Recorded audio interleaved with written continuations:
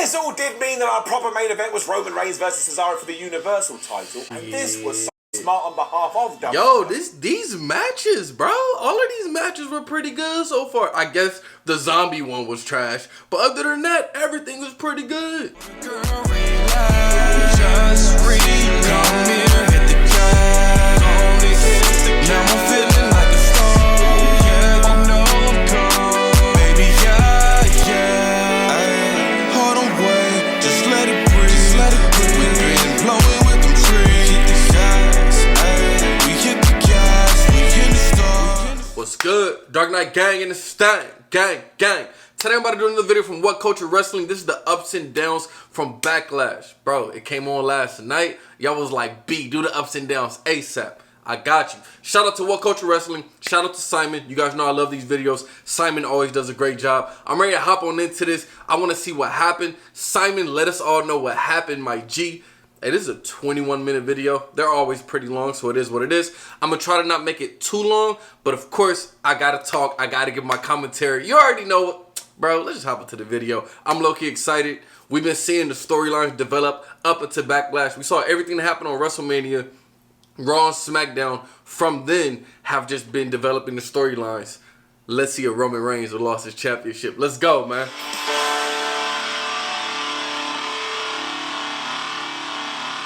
I'm low-key excited, bro. Ricochet was on the pre-show, and it was good.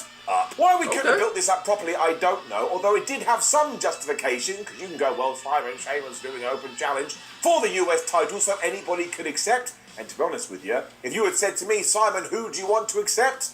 I would have said Ricochet. They kicked each other's ass too. I mean, they were laying in their shots. You know Sheamus gonna beat the brakes off of Ricochet. All right, let's keep going. 1, 2, 3. The Irishman is still your champion. The main thing I want to talk about, though, is that I think maybe this is going somewhere. Because afterwards, for some reason, Sheamus put back on his entrance attire. I was like, who has ever done that in the history of wrestling? But then Ricochet beat him up, and he stole Sheamus's hat and jacket. Now, you have never seen anybody so mad, especially because he could have just walked back through the curtain and gone on Amazon and bought some more. But yeah, if this does go somewhere, would I take Sheamus versus Ricochet round 2 later on Raw? You're damn right that would be would. Cool. Just don't make it about fighting over clothes. But this did settle me into the show, which is the whole point. WrestleMania Backlash was then going properly, and our first match was for the Raw Women's title as Charlotte Flair took on Rhea Ripley, who took on Asuka. Sheesh. And this was a good match. You know I'm looking forward to this, was bro. Just awesome in the early going, as she was flying around and reversing and transitioning into everything, whereas Charlotte Flair, being the bad guy, was a lot more cautious and even got out of the ring at one point. And Rhea Ripley was somewhere in the middle. She was ready to be aggressive, but she was also being smart. One of the things I realised when I was watching this is that an absolute plus for Rhea Ripley is that she is the same height as Charlotte Flair. Sometimes in the past, WWE has put Charlotte against Alexa Bliss, and the height difference is crazy. But at one point during this match, they were going nose to nose, and she really did look like the Queen's equal. They soon then went into a, well, why don't you hit me as hard as you can battle, which did end very badly for the champion, because she was a dope here. Charlotte went, oh, it's your turn. And as soon as Rhea hit the ropes, Charlotte charged after her and smashed her right in the skull. Flair then went and did that crazy moonsault off the top rope to the outside, where she essentially lands on her feet. And that is crazy athleticism. And then back in the ring, we were getting a double superplex from the top. We were getting a double natural selection. Oh, they was if you wouldn't like this, well, you're allowed not to like it. It's your life, but I thought it was fabu. As a lot of us had predicted, though. Bro, that's what I've been saying. The women been going off, bro. All right, bro. Let's keep going. Snuck into this match just so she could eat the pin. So when she was fighting with Charlotte Flair on the apron, Charlotte gave her one to the face. She turned around, she got hit with the riptide, and she got beaten for the uno dos tres. And this was a little bit weird. So it was like, why didn't Charlotte break it up? No, I don't really care. We then did have the most awkward moment ever. We're going to see a Charlotte and Rhea. That's what we're going to see. Up the ropes and celebrated with her championship. That's what I'm saying. Charlotte just pointed at her. I was like, what is it with pointing in WWE? They about to have their feud. At this very moment, you would have gone, oh my gosh, Alexa Bliss uses her voodoo powers and she's turned Charlotte Flair into a statue. But I guess we will do this match down the line. As long as Rhea Ripley wins, I am exactly. I'm going for Rhea too. That's my right? And I was like, what time do you call this, Bob and Umvup? You should have got here well earlier, given you in the WWE title match. And then John Morrison, the Miz were talking, and Morrison was like, I'm going to go talk to the lumberjacks and tell them to set a thirst trap for Damian Priest. Miz was like, I don't think you know what a thirst trap is. And I was like, no, he definitely does. It was the Dirty Dogs versus the Mysterios. But as it turned out, during the pre-show, Dolph Ziggler and Bobby Roode had attacked Dominic, and they whooped his ass so bad, he wasn't even able to stand up. Because Rey Mysterio is a fighting dad, he was like, don't worry, sonny boy, I'll go out there and I'll win it by myself. And I was like, Rey, you are such a buffoon, but my word did I get behind him. Michael Cole then insulted us all by telling us that Rey's wife and daughter were watching on the watch-along program. And I kind of put my hand up like, excuse me, can you tell me why they vanished from my television? But I soon forgot about it, because this is what we had. It was essentially Rey Mysterio versus Raz, Roode and Ziggler. And because he is Rey Mysterio and he has all this experience and he has like the power of a warrior, at first, he was somehow... I was about to say, he went for a surprise roll-up, which made all the sense in the world, given that's how Rey and Dominic had beaten Roode and Ziggles in singles competition over the last few weeks. And when Roode kicked out of that, Rey did that kind of sliding splash to the outside. I know I say this all the time, but I just can't understand it. He's almost 50, and he moves like he's 7. This carried on for a while too, before Dolphy Boy and Robert were able to take advantage, because of course they had the numbers game. But even then, Rey found a way to fight back, and he came this close before he got stuck in the Tree of Woe position and he injured his knee. And I was like, no. This was just an open wound for the champs, though, who also then hit a double famouser. But at that point, from the back, all of a sudden, here came Dominic Mysterio. He was limping, and even though he was in pain, he didn't want to see his dad die. However, in the ring, Father Rey was like, son, I can't take you in, because if I do, I'm sending you to your death. And I was like, there it is. It's an old-fashioned but smart story. Somebody plug me in. Eventually, Rey had been whooped so much, Dominic was able to tag himself in. Damn it, he started running wild. But because he is quite inexperienced, he got murked by a spine buster. This is a cool little story. All right. Not going to end how I want to at all. Somehow, Dom was able to hit a super kick to tag his dad back in, and after his dad had taken care of business, he was then more than happy to tag his son back in, but at that point, I couldn't have given two hoots. And after he did that crazy sunset flip powerbomb thing into the barricade on Dolph Ziggler, Dominic Mysterio dove from the top rope like a swan. He hit the frog splash onto Robert Roode, and I'm so excited about this. I counted along, and I went 1, and I went 2, and I went 3. Oh, history had been made. The first ever father and son tag team champions. I'm not ashamed to admit, I cried.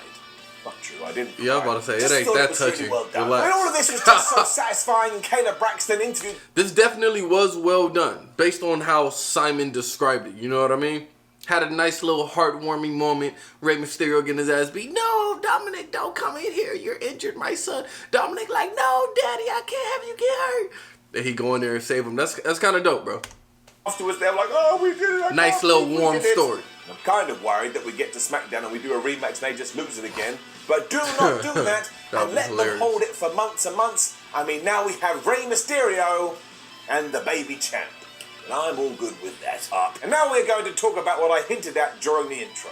Because we then learned that in tonight's The Miz versus Damian Priest Lumberjack match, the Lumberjacks were going to be... zombies. Because John Morrison went to talk to said Lumberjack. And when he opened the door, in a dark, smoky room, there was dozens of the undead. And as you can imagine, John Morrison turned to the camera and he was like, what the flub is going on? Now, we really should have seen this coming, given that the pay-per-view was sponsored by Army of the Dead, the brand new movie with Batista that's all about zombies. And I just hope that WWE got a big fat marketing check for this. Right? Because it just stood out like a sore thumb. And look, again, I get it. Marketing, it's important. You've got to increase that bottom line. But I just have so many questions. Where did these zombies come from? Are zombies now canon in the WWE universe? And am I meant to think these are real zombies? Or was it just people pretending Just go along with it, bro. I didn't get any answers. Just go along with it. Some comedy as well, where John Morrison was like, Miz, a bunch of zombies are coming. And Miz was like, ha, there's no zombies. But obviously in around about a few seconds, he was going to find out that there was most definitely zombies. In between all that too, we saw crazy Jey Uso bump into Mad Jimmy Uso in Roman Reigns' locker room. WWE got way... Y'all know I love when they just do random shit. But that's a little too random. If they don't make that... If they don't turn that to something that's fire, bro, nah, y'all need somebody to write a different script, you feel me? Where Jay was basically being like, would you stop disrespecting our tribal chief? And Jimmy was like, I'll do whatever I want. because as my t-shirt says, I'm nobody's bitch. Jimmy was also insinuating that his brother should look around at Roman Reigns' locker room, because isn't it nicer than everybody else's? Which is when the head of the table did arrive, and Jimmy very sarcastically was like, well, I hope you win later, champ. I don't think he meant it. All of this, though, did lead us into the zombie lumberjack match. We got a little dissension, a little bit of issues between the Usos and Roman Reigns. I like it. Let's keep up with that. Because we do have a few issues here. I mean, one, for like the 19th time, Damian Priest in what should have been a big match kind of became background fodder. So when he had his big match at WrestleMania, the focus was on Bad Bunny. Throughout this feud with John Morrison and The Miz, the focus has been on John Morrison and The Miz as they surprise roll up each other. And now here, it was about zombies. Yeah. I don't mind anybody having some fun. I saw some people on social media that they were laughing about this, and I mentioned it to my girlfriend. She went, oh, that sounds really entertaining, even though she doesn't understand wrestling at all. And you should be allowed to do whatever the hell you want to do. With that said, this was really bad. I mean, Mr. Morrison tried to run away in the early going, but a spooky zombie monster stopped them. And once again, I was like, well, why isn't the spooky zombie monster trying to eat their brains? Because that's what zombies do. And it kind of almost meant the entirety of this was the Miz being like, oh no, they're zombies, to the point he forgot about Damian Priest. But then about 5 minutes into it, both the Miz and Damian Priest were fighting off zombies, and I think my brain, ironically, kind of fell out of my head through my ear and just splattered on the floor. This could have been dope. Decided to start kicking some of them in the head and diving on them at one point, because yeah, in the movies that's always worked. But when he was stood on the barricade, 2 zombies came from nowhere and they grabbed him down into the depths. So unless he comes back on Raw as a zombie, dead, huh? I don't know how WWE is going to explain this. That's what I'm saying. They just go completely let this go. What do? Just kiss him? Just rub his face? And if that is the case, why didn't he just push them off and come back into the match? Then all of a sudden, back in the squared circle, Damian Priest hit the lights to get the 1, 2, 3. And if you thought we were done there, we weren't, because then the zombies jumped into the ring, and we were supposed to think they too were eating at Miz's face. So we have to ask another question, or presume that tomorrow night or later on Raw, the Miz is going to be a zombie. The Miz and Morrison about to be zombies, nigga. All dead and shit. Otherwise, what was the point? I know it's about tough. I need somebody to tell me what the point was. And the other thing is, I was well up for seeing Dave Bautista's new film, because I think he's quite good, and I like the zombie horror things. But now I'm like, man, maybe I shouldn't watch it, because I don't ever want to be supporting actions like this. So yes, this was truly, truly baffling, but I want to make it very clear. If it put a smile on your face, all the power to you. That's how it should be. Facts. I just don't need zombies in my wrestling. The Usos were then just having such a bad evening too, because they bumped into each other again. And Jey Uso was like, man, you don't understand, you need to come listen to Roman Reigns. And Jimmy was all like, man, you're just a lackey. These two are either going to get back together, or the family is going to be broken up forever. The family going to break up. That happened too much. We were then back on track after this, because it was Bianca Belair defending her SmackDown title against Bayley. Just decent stuff. They got some serious time as well, so they were able to tell a proper story, which at first was Bianca is a much better wrestler than Bayley. Come on now. Pissed Bayley off, so she rolled to the outside like, man, whatever happened to me? I was doing real well. Now I can't even take over Bianca Belair. She did have something in her back pocket though, which was of course, I can cheat, which is what she did do when she grabbed Bianca Belair's earring again and pulled her down to the mat. And then she was on top. And obviously, Bianca Belair, you need to stop wearing these earrings. They have now become a clear target. Eventually, they went to the outside where Bayley used the steel steps, which was not a disqualification. But again, we had zombies on the show, so I'm not going to worry about stuff like that. She just started going, laughing in Bianca's face. That was a really bad move. That was like breathing new life into Bianca Belair. Like all the momentum came out of Bayley's mouth and went into hers, and that's the most disgusting thing I've ever said. Because she got nailed by a spine buster, which led Bayley to try to do a dive to the outside, which she absolutely missed. And as I said on Wednesday, we have to retire this move now because Darby Allin has owned it. Although somebody later on, and not somebody you're expecting, may also be in the running for that conversation, but we'll talk about it in a bit. Bayley was then cheating, trying to use the ropes off her pin because she's just a massive asshole. And when she went from the rose plant, from nowhere, Bianca Belair hit the most devastating move in all the sports. She did it with a surprise roll-up? She also took her hair and wrapped it around Bayley's legs, and all of that together was enough to score the pinfall and retain her title. And yes, this was another example of WWE doing this finish. I'd rather have her beat the brakes off of Bayley, but whatever. too much, but at least it had a little bit of a twist. Although short in execution, it was a little bit wonky. And I also think it's kind of strange where your dominant champion wins with a surprise roll-up. That's what I'm saying. I'm going to get mad about that. You should have beat the brakes off of her. Mad about WWE overall. It also probably keeps the door open to continue on this feud, and I'm certainly not done with it. So give it a couple of thumbs. And it's yet more thumbs for what followed, because it was Bobby Lashley versus Drew McIntyre versus Braun Strowman for the WWE title. Yes, sir. And what a hoss fight this was. Yes, sir. You actually go out of your way to see it. Because the idea here was that all three guys were going to try and kill each other, and they would do it around the Thunderdome, although Braun Strowman especially clearly wanted to murder someone. Because not only, yes, going back to what I said earlier, did he do a dive off the apron where he almost landed on his neck, but later on, Drew McIntyre gave him a Michinoku driver, and I don't think I'm over it. Also, Bobby Lashley gave Braun this terrific slam. These three guys absolutely killed it. Drew McIntyre and Bobby Lashley were even teaming up in the early going because they are fighting a monster among men. And they gave him a stalling suplex, which is one of the most incredible things I've ever seen in my life. And yes, that's an exaggeration. But then it all broke down, so we did the whole, hey, don't you steal my pin spot. And soon Bob and Drew were punching each other in the skull. Braun was then smashing Bobby Lashley with the steel stairs as Drew McIntyre Claymore kicked Strowman over the barricade, and that spot always works. When our WWE champion and Drew walked up the entranceway, and McIntyre grabbed him and threw him into the entrance LED boards. And because WWE has terrible wiring, there was a big explosion, and Bobby Lashley just vanished at this point. So I was like, oh, I was actually right. He must be dead. We weren't done at all, though, because then Braun Strowman was doing a running senton in the ring on Drew McIntyre. I was like, what program am I watching? And he got so mad, probably because no one played his train sound effects this evening, he then picked up the Scottish boy and he powerbombed him into the announce. That's a Scottish psychopath. This really was entertaining from start to finish, and they worked each one of their segments so well. It's like Bobby was here, then he was gone, and Drew McIntyre was here, and Braun Strowman, he was gone. And even though the finish, once more, was exactly what we predicted, who cares? When you watch a rom-com and they get together, you don't go, well, that's absolute crap. It's why you tuned in, and it was the same with this. Because McIntyre eventually fought back to his feet, and he hit Braun Strowman with the Claymore, but then Bob was back from the dead. I was about to say, ain't no way Drew McIntyre hit Braun with the Claymore, even though the Claymore is deadly. But then pin Braun, I was going to say, nah, bruh. All right, hold on. He then hit Braun Strowman with a spear. That was it. It was done. He's still your WWE champion. So Bobby Lashley hit him with the spear and pinned him? We can then do Drew versus Bobby. We all saw it coming. This was really fun, though. It was just chaos from the second it started. And I actually think overall it helped Braun Strowman, even though he did lose, because for the first time in ages, he has actually looked like a monster among men. That's dope. Or man. As it turns out as well, we have shifted around the pay-per-view calendar because it's going to be Hell in a Cell come June.